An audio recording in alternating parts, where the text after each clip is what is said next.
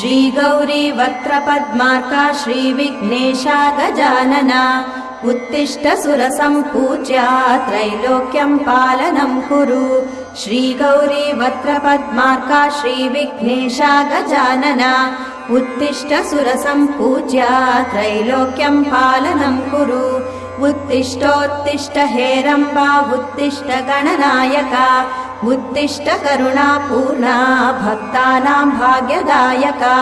उत्तिष्ठोत्तिष्ठ हेरम्बा उत्तिष्ठ गणनायका उत्तिष्ठ करुणापूर्णा भक्तानां भाग्यदायका।